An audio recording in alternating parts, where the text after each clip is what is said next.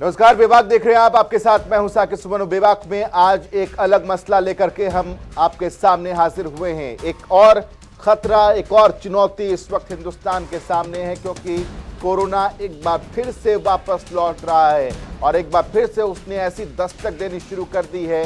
और ये जानकार बता रहे हैं कि इस बार कोरोना के जो सिम्टम्स हैं और कोरोना का जो प्रभाव है वो पहले के मुकाबले और ज़्यादा खतरनाक साबित हो सकता है। इसलिए हिंदुस्तान के लोगों को अभी और सचेत रहने की जरूरत है, क्योंकि आपकी लापरवाही आपको कोरोना का शिकार बना सकती है। आज आपको इस दूसरे स्ट्रेन से हम आपको बताने वाले हैं कि आखिर इसमें कैसी कैसी चीजें हैं जो वाकई खतरनाक है। चलिए शुरुआत करते हैं बेबाक की।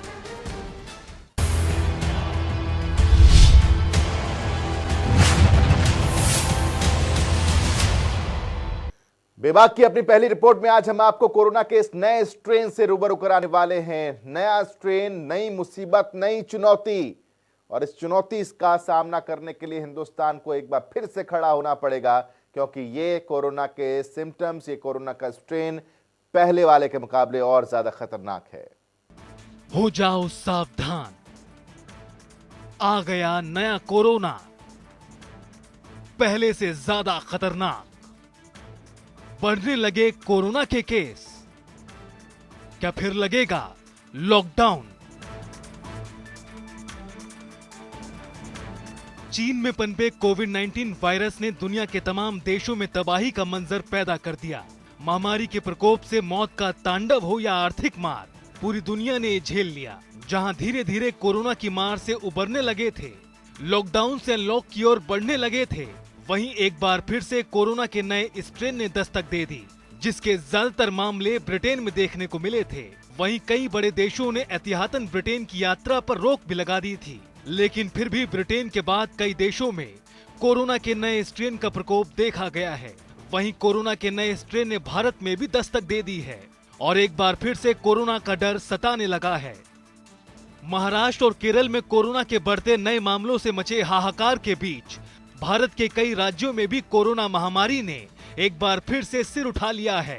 करीब 16 राज्यों और केंद्र शासित प्रदेशों में पिछले हफ्ते कोरोना के नए मामलों में तेजी दर्ज की गई। हालांकि काफी मामूली रही, लेकिन एहतियातन राज्य सरकारें सतर्क हो गई हैं। कई राज्यों ने सीमा पर अलर्ट जारी कर दिया है। वहीं लगातार बढ़ते कोरोना के मामलों को देखें तो स्थिति गंभीर बन सकती है। जहां महाराष्ट्र में कोरोना के नए मामलों में 81% बढ़ोतरी दर्ज की गई, तो वहीं मध्य प्रदेश में 43% इजाफा हुआ, पंजाब में 31%, जम्मू कश्मीर में 22%, छत्तीसगढ़ में 13% और हरियाणा में 11% नए कोरोना के मामलों में इजाफा हुआ। वहीं कोरोना की रफ्तार कर्नाटक में 4.6% और गुजरात में 4% दर्ज की गई। वहीं महाराष्ट्र में कोरोना के बढ़ते मामलों के पीछे बिना लक्षण वाले मरीजों की भूमिका भी अहम बताई जा रही है। मुंबई में कोरोना के बढ़ते मामलों के लिए 1 फरवरी से आम लोगों के लिए शुरू की गई लोकल ट्रेन की सुविधा भी एक बड़ा कारण है। 1 फरवरी से पहले तक मुंबई की लाइफलाइन कही जाने वाली लोकल ट्रेनें महज जरूरी सेवाओं के लिए खुली थी। उस समय तक मुंबई में कोरोना के मामले घटकर प्रतिदिन 400 तक आ गए थे और मुंबई राहत की सांस लेने लगी थी। लेकिन अब हालात विकराल हैं और मुंबई में रोजाना 5000 से ज्यादा मामले सामने आ रहे हैं। वहीं कोरोना के नए स्ट्रेन में इजाफा होते देख महाराष्ट्र समेत कई राज्यों ने बाहर से आने वाले लोगों के लिए RT-PCR जांच का नेगेटिव प्रमाण पत्र जरूरी कर दिया है, जो 72 घंटे से पुराना ना हो। इसके साथ ही अगर आने वाले दिनों में कोरोना के मामले बढ़ते हैं तो कई सख्त कदम उठाए जा सकते हैं और सख्ती से कोविड-19 के नियमों का पालन करना होगा। जनता टीवी के लिए अभिषेक सैनी की रिपोर्ट। कोरोना एक बहरूपिया भी है, रूप बदलता है और इस कोविड के नए रूप का सामना अब हिंदुस्तान को करना होगा। महाराष्ट्र में केसेस लगातार बढ़ते चले जा रहे हैं, जिसके बाद अब दिल्ली में और बाकी शहरों में प्रिकॉशंस और ज्यादा बढ़ा दिए गए हैं। देखिए इस रिपोर्ट को।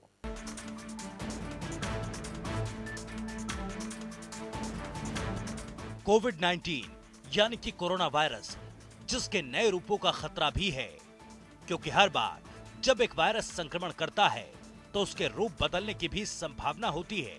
इसलिए अगर आप सोचते हैं कि कोई भी कोविड से बीमार नहीं पड़ रहा, और आप सुरक्षित हैं, तो आप गलत हैं।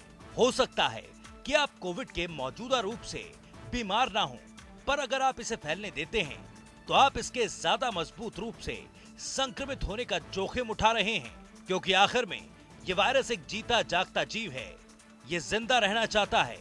बताया जाता है कि ब्राजील में पाए गए इस वायरस के नए रूप को खत्म करने के लिए भारत में कोविड के रूप के मुकाबले 10 गुना ज्यादा एंटीबॉडी की जरूरत होती है, क्योंकि कोविड किसी भी वक्त रूप बदल सकता है और हम नहीं जानते कि किस ढंग से बदल सकता है।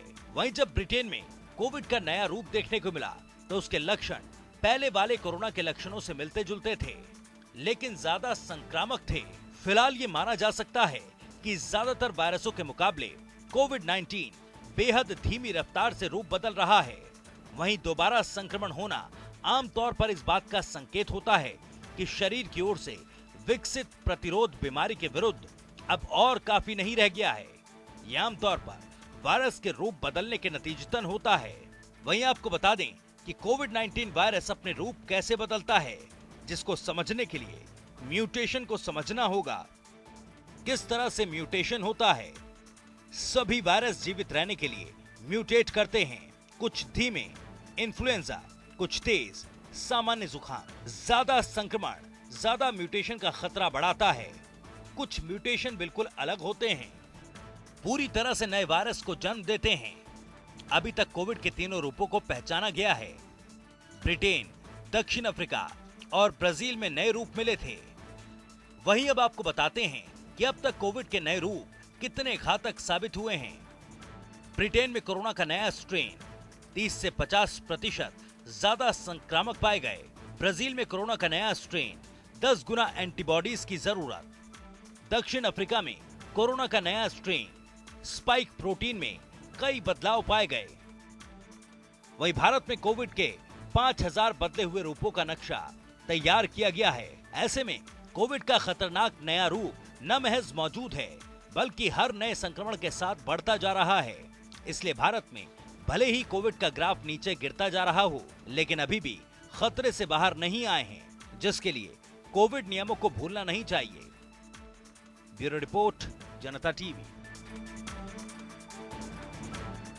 अब आपको बताते हैं कि इस नए कोरोना के लक्षण क्या है, इसे जानिए, इसे समझिए। ये बहुत जरूरी है आपके लिए देखना कि इस कोरोना के नए स्ट्रेन से लक्षण किस तरीके के आपके बॉडी में महसूस आप कर पाएंगे अगर आप इसके शिकार होते हैं। तो जानिए।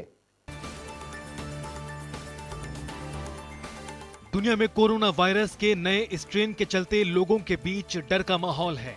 बेशक फिलहाल कोरोना के पुराने स्ट्रेन से दुनिया जूझ ही रही है, लेकिन अब कोरोना के नए स्ट्रेन को लेकर कहा जा रहा है कि ये ज्यादा खतरनाक है।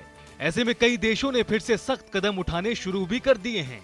वहीं एक तरफ जहां भारत में कोविड-19 से ठीक होने की दर 95% से ज्यादा हो गई है, तो वहीं अब कोरोना के नए स्ट्रेन ने एक नई चिंता पैदा कर दी है, क्योंकि ब्रिटेन, ब्राजील और दक्षिण अफ्रीका के बाद भारत में कोरोना का नया स्ट्रेन ज्यादा संक्रामक हो सकता है। ऐसे में नए कोरोना स्ट्रेन के नए लक्षण भी सामने आ रहे हैं। चीन में पनपे और दुनिया भर में फैले कोरोना वायरस के लक्षण नए कोरोना स्ट्रेन से अलग थे। शुरुआती दौर में कोरोना के जो लक्षण थे उनमें बुखार आना, लगातार खांसी होना और स्वाद के साथ साथ गंध खोने की शिकायत शामिल थी। लेकिन कोरोना के नए स्ट्रेन के लक्षण इससे अलग हैं। जानकारों का मानना है कि कोरोना का नया स्ट्रेन म्यूटेशन की वजह से बना है। वहीं कोरोना वायरस के नए स्ट्रेन में मिले 7 अहम लक्षण कुछ इस तरह के हैं: शरीर में दर्द, गले में खराश, आंख आना, सिर दर्द, डायरिया, त्वचा पर रैशेस पड़ना, उंगलियों का रंग बदलना। वहीं भारत में नए कोरोना स्ट्रेन के नए लक्षणों को लेकर देश का स्वास्थ्य मंत्रालय भी सतर्क है, जिसको लेकर लोगों को लगातार जागरूक भी किया जा रहा है, क्योंकि कोरोना से डरना नहीं, सावधानी के साथ मुकाबला करने की जरूरत है। जनता टीवी के लिए अभिषेक सैनी की रिपोर्ट।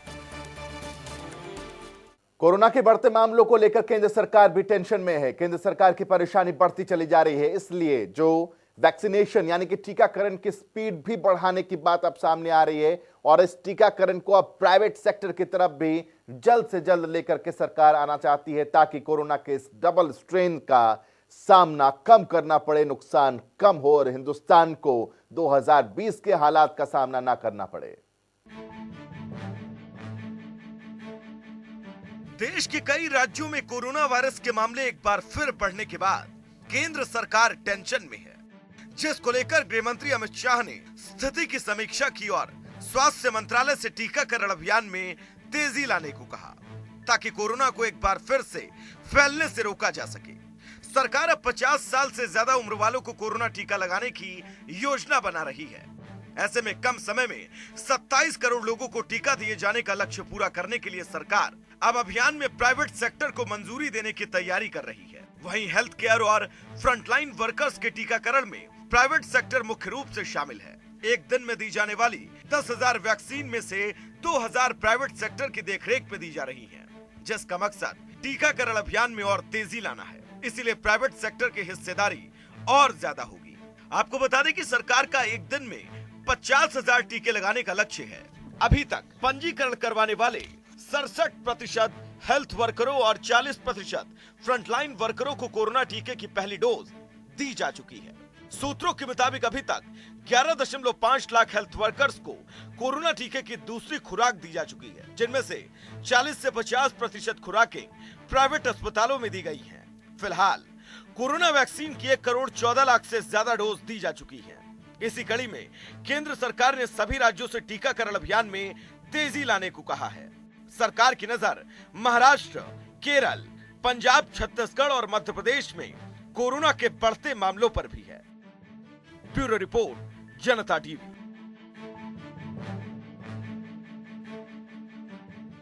महाराष्ट्र में फिर से कोरोना ने दस्तक दे दी है। कोरोना के केसेस लगातार सामने आ रहे हैं, परेशानियां लगातार महाराष्ट्र सरकार की भी बढ़ती चली जा रही हैं। ऐसे में महाराष्ट्र सरकार ने किस तरीके से अंकुश लगाने के लिए कदम उठाए हैं, इस रिपोर्ट में देखिए। महाराष्ट्र में एक बार फिर से कोरोना वायरस के मामले बढ़ते जा रहे हैं। वहीं एहतियातन महाराष्ट्र सरकार कोरोना को मात देने के लिए कई अहम कदम भी उठा रही है। इसी कड़ी में जहां एक और कोरोना वायरस के बढ़ते मामलों को देखते हुए महाराष्ट्र के कई जिलों में स्कूल कॉलेजों को बंद किया गया है, तो वहीं कई जगहों पर नाइट कर्फ्यू भी लगाया गया। आपको बता दें कि देश में कोरोना के सभी एक्टिव केस में से 74% केस महाराष्ट्र और केरल से हैं। यहाँ कोरोना से मौतें भी सबसे ज्यादा हुई हैं। वहीं महाराष्ट्र में लगातार बढ़ रहे कोरोना संक्रमितों की संख्या को देखते हुए राज्य सरकार ने सख्त कदम उठाने शुरू कर दिए हैं और इसी कड़ी में अमरावती जिले में 1 मार्च तक नाइट कर्फ्यू लगाया गया। इसका असर यहाँ की सड़कों पर साफ देखा जा रहा है। सड़कें सूनी हैं, लोगों की आवाजाही तय समय में बिल्कुल ना के बराबर है। इसके अलावा जरूरी सामानों की दुकानें सिर्फ सुबह 8 बजे से लेकर 3 बजे तक के लिए ही खुलेंगी।